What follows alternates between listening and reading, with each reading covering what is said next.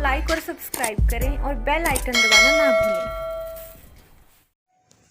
नमस्कार, मैं शिखा रिपोर्टर कृति भूमि न्यूज में आपका स्वागत है। कृति भूमि न्यूज की टीम इस समय मौजूद है गांव समसपुर, जिला करनाल में, और आज हमारे साथ जुड़ चुके हैं जिला परिषद के उम्मीदवार। जानते हैं उनसे, जनता उन्हें जब अपना प्रतिनिधि चुनती है तो वो किस प्रकार गांव का विकास करेंगे। सबसे पहले आपका स्वागत हमारे कृति भूमि न्यूज चैनल में। आपका नाम? जी, मेरा नाम रविंदर कुमार है। रविंदर डांगी, गांव समसपुर, जिला परिषद उम्मीदवार, वार्ड नंबर 3, करनाल से।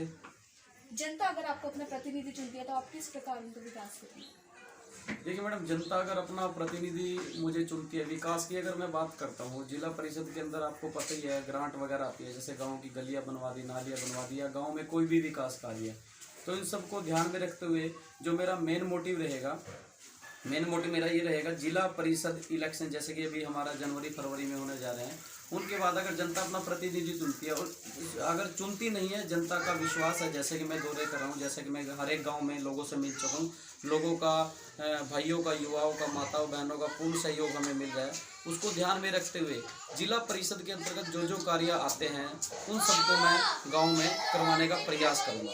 राजनीति में आने का आपका उद्देश्य क्या है? राजनीति में मेरा कोई उद्देश्य नहीं है मैडम, ना ही मैं एक राजनीतिक आदमी हूँ, मैं एक भाईचारे का आदमी हूँ।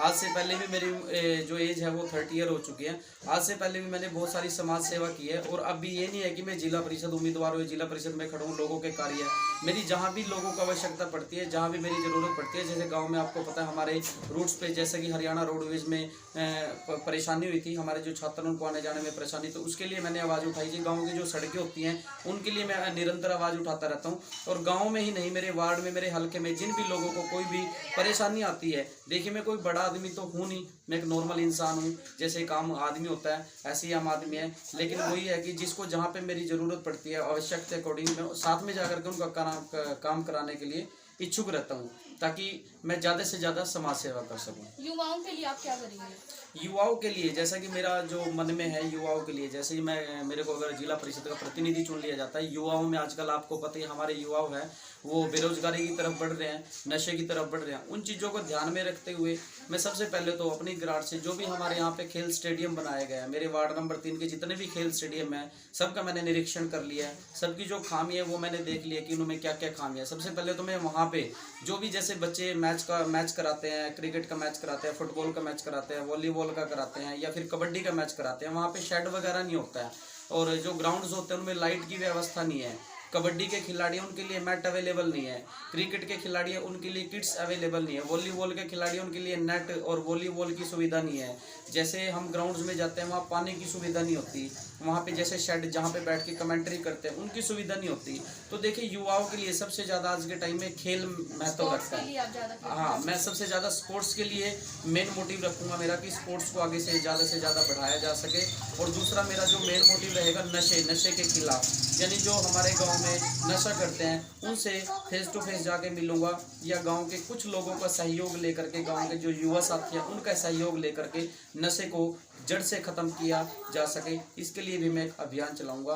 तो मेरा युवाओं के प्रति बस यही रहेगा, और उनको जो इंटरनेट नॉलेज है, यानी कि जो आजकल जो सरकारी फॉर्म निकलते हैं, मैक्सिमम लोगों को वैसे तो आज के टाइम में पता होता है, सब लोग अवेयर हैं, इंटरनेट से जुड़े होते हैं, लेकिन जिनको अगर नहीं भी पता, उनके लिए हर एक गांव में CSC जो भी कॉमन सर्विस सेंटर खुले हुए हैं उनमें मैं अपनी तरफ से एक व्यक्ति को बिठाऊंगा, या मैं हर सप्ताह जा कर के वहाँ पे बच्चों को जानकारी दूंगा कि ये फॉर्म निकले हुए, इन फॉर्मों को आप फिल कर सकते हैं, या कोई भी सरकार की तरफ से स्कॉलरशिप की स्कीम्स होती है, या फिर जैसे हमारे दिव्यांग बच्चे होते हैं उनके लिए पेंशन की स्कीम होती है। सरकार की तरफ से जो भी सुविधाएं होंगी युवाओं के लिए मैं उनको बढ़ चढ़ करके आगे करने का प्रयास करूँगा, और जो मेरा मेन मोटिव रहेगा वो खेल को आगे प्रोत्साहन करना है। जैसे आपको पता है आज के टाइम में बच्चों के पास ठीक है संसाधन सीमित हैं, उनको ध्यान में रखते हुए, जैसे किट वगैरह उनकी होती है, काफ़ी कॉस्टली होती है वो चीज़ें, तो उनको मैं अपनी जिला परिषद की ग्रांट से बच्चों को देने कौन से का वार्ड से इलेक्शन लड़ना चाहते हैं? मैं वार्ड नंबर 3 से इलेक्शन लड़ रहा हूँ कितने मैडम। गांव आते हैं?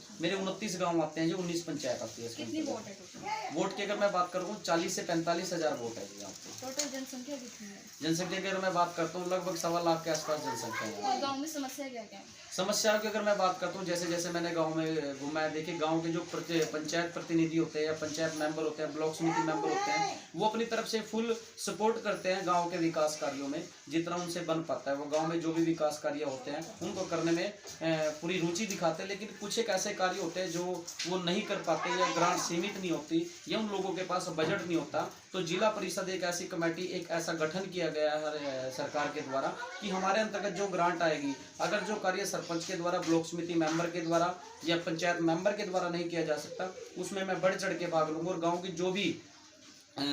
जो भी समस्याएं होंगी उनको समाधान करने का प्रयास करूंगा। महिलाओं के लिए आप क्या विशेष प्रबंध? बहुत अच्छा क्वेश्चन आपने किया। महिलाओं के लिए अगर मैं बात करता हूँ, आज के टाइम में आपको देखा है सभी महिलाएं पढ़ी लिखी हैं। अब वो समय चला गया है कि महिलाएं घर में कैद रहना पसंद करती है। देखिए, संस्कार हैं हमारे हिंदू रीति रिवाज के अकॉर्डिंग या हमारी भारतीय संस्कृति के अकॉर्डिंग, हम लोगों के संस्कार है कि महिला घर में रहती थी। लेकिन आज के टाइम में महिला पढ़ी लिखी हो चुकी है, सब चाहते हैं कि हम लोग रोजगार करें। लेकिन ग्रामीण क्षेत्र से मैं इलेक्शन लड़ रहा हूँ, मेरे ग्रामीण क्षेत्र में जो महिलाएं हैं वो रोजगार करना चाहती हैं, लेकिन वो चाहे कि मेरे घर के आसपास मुझे कोई रोजगार मिल पाए ताकि मैं भी अपने थोड़ा इंडिपेंडेंट हो सकूँ।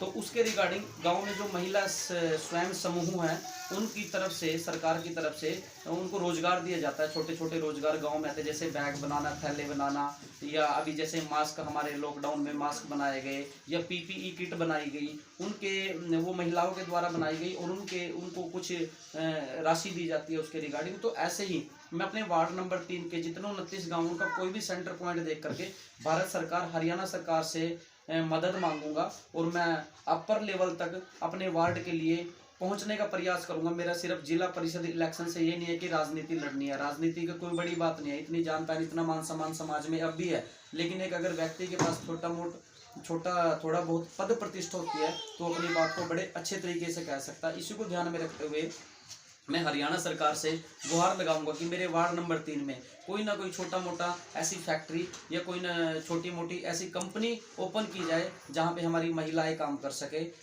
तो महिलाओं के लिए मैं ये सोच रहा हूँ। दूसरा क्या है, महिलाओं के लिए जैसे बुटीक या ब्यूटी पार्लर वगैरह की अभी हरियाणा सरकार की स्कीमें आने वाली हैं, उनको ट्रेनिंग दी जाएगी। उसके बाद जैसे आपको पता ही आज के टाइम में महिलाएं भी थोड़ी मॉडर्न हो चुकी हैं, समय के अकॉर्डिंग बदलाव आ रहा है, उसको ध्यान में रखते हैं गाँव में ब्यूटी पार्लर खोले जाएंगे, बुटीक खोले जाएंगे। तो उनमें जितनी भी इंफॉर्मेशन मेरे पास आएगी और मैं और इंफॉर्मेशन ले करके उन महिलाओं को जागरूक करूंगा और उनका सहयोग करूंगा ताकि वो भी आत्मनिर्भर हो पाए और अपने घर पे बैठ के कोई काम कर सके, ताकि उनको ऐसा फील ना हो कि हम लोग घर में कैद है। हेल्थ को लेकर आप क्या फैसिलिटीज प्रोवाइड करवाएंगे? बहुत अच्छी बात मैडम आपने बोली। हेल्थ को लेकर के, मेरा गांव करनाल से 30 किलोमीटर दूर है, समसपुर गांव है, छोटा सा गांव है, थोड़ी सी वोट है, लेकिन मेरा दिल किया कि कोई ना, जब ये जनता है अगर साथ देती है तो बंदा कहीं से कहीं भी पहुंच जाता है। तो हेल्थ को लेकर मेरा मेन मोटिव ये है कि हमारे यहाँ से करनाल 30 किलोमीटर पड़ता है, यमुनानगर 30 किलोमीटर पड़ता है, कुरुक्षेत्र 30 किलोमीटर पड़ता है, यानी कि मेरे आसपास कोई अच्छा हॉस्पिटल नहीं है। सिर्फ अभी इंद्री जो मेरा विधानसभा क्षेत्र है, इंद्री जो मेरा शहर लगता है, यहाँ से वो भी लगभग 10 से 12 किलोमीटर है और घूम फिर के थोड़ा सा जाना पड़ता है।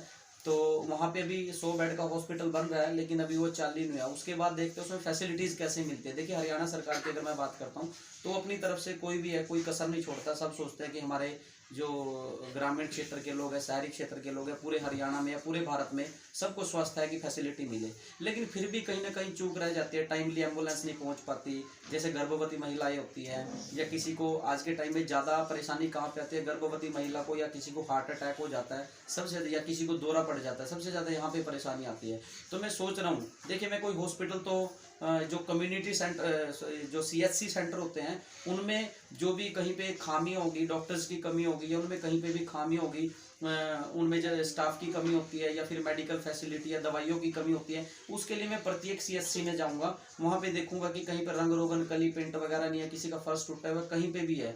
मेरा मेन मोटिव है कि सबसे पहले तो उनको दुरुस्त किया जा सके। जब तक हमारे हथियार ही दुरुस्त नहीं होंगे तो हम लड़ाई कैसे लड़ेंगे? सबसे पहली बात ये आपने बहुत अच्छी बात करी। मेरे जो 30 गाँव हैं, इनमें मैं एक सेंटर पॉइंट में, ये मेरी खुद की एक सोच है, सेंटर पॉइंट जो भी होगा इनमें मैं कोचिंग सेंटर खुलवाऊंगा जो कि फ्री ऑफ कॉस्ट होगा। फ्री ऑफ कॉस्ट, वहाँ पे कोई चार्जेस पे नहीं करना पड़ेगा बच्चों को।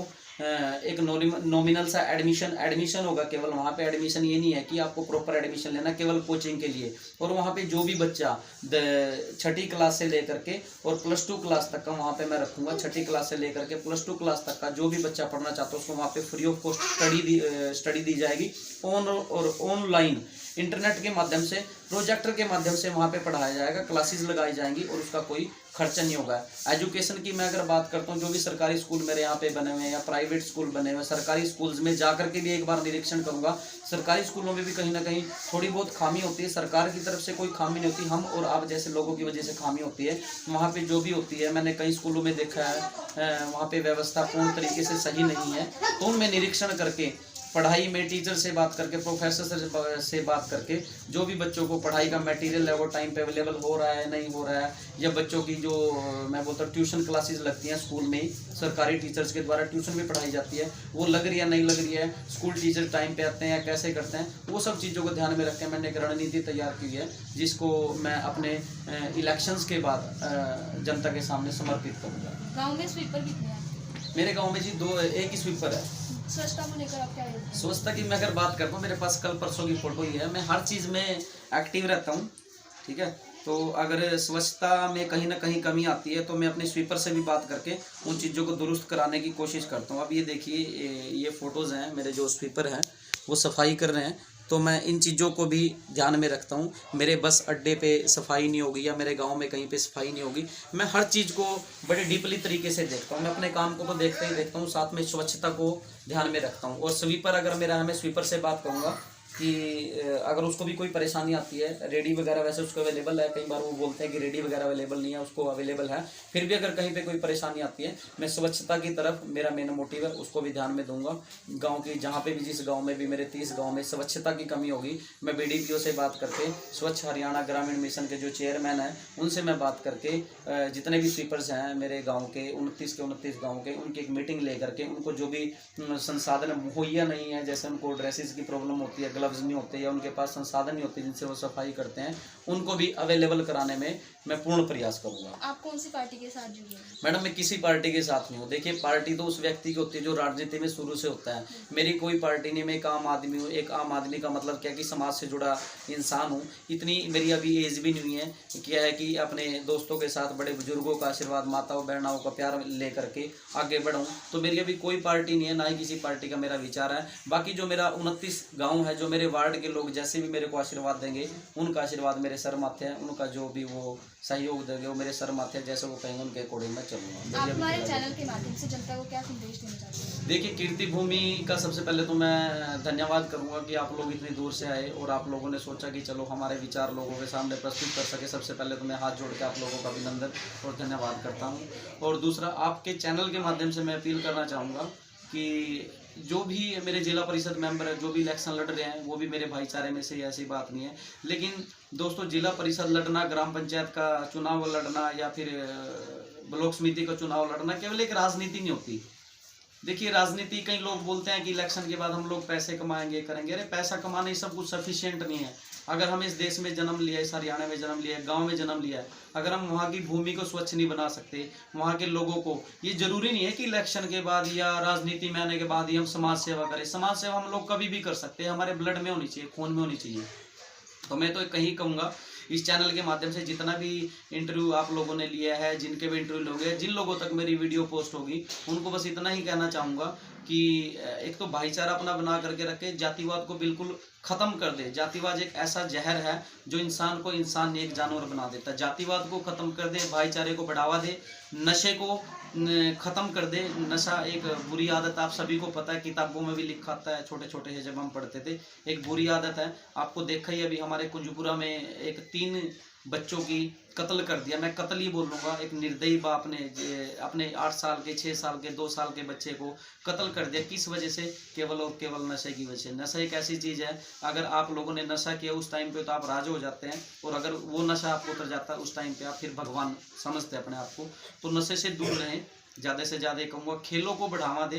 और जो ये आगे पंचायत इलेक्शन आ रहे हैं, भाईचारे को बनाए रखें। मेरा मेन मोटिव ये कि अपने भाईचारे को बनाए।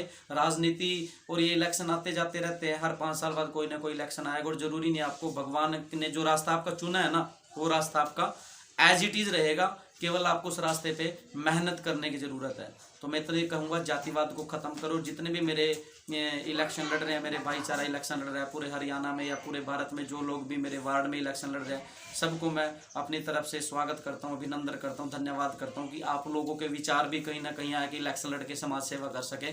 लेकिन इलेक्शन का मेन जो मोटिव है तो केवल समाज सेवा को लेकर के ही चलना, काम और पैसा तो हम लोग कहीं भी कमा लेंगे।